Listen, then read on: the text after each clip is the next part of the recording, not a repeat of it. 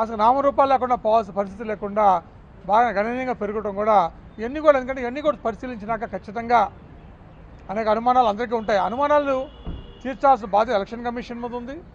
అలాగే ప్రభుత్వం కూడా సహకరిస్తే ఎందుకంటే అనుమానాలు ఉండటం మంచిది కూడా కాదు. ఎందుకంటే ఇవన్నీ కూడా జరగాల్సిన అవసరం కూడా ఉంది.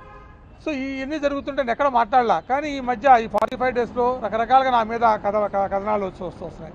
ముఖ్యంగా సోషల్ మీడియా అవ్వచ్చు, కొంతమంది కావాల్సిన మీడియాలో కావచ్చు, నేనేదో ప్రభావితం చేయడానికి చెప్పానో, లేకపోతే నాకు తెలుసు కూడా కావాలని చెప్పి ఎవరు ప్రోద్బలంతో చెప్పానో, ఇలా రకరకాలుగా నా మీద నా వ్యక్తిత్వం మీద అనేక రకాలుగా ఇది వాళ్ళు కథనాలు నడుపుతుంటే నా బాధ కలిగింది.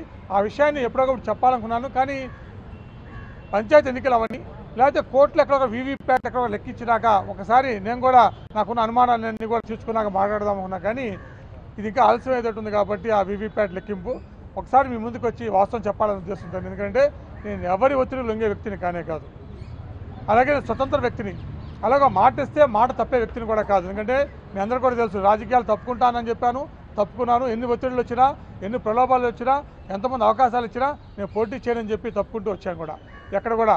అలాగే మీకు తెలుసు అనేక రాజకీయ పార్టీలు, రాజకీయ అధినేతలు, పార్టీ అధినేతలు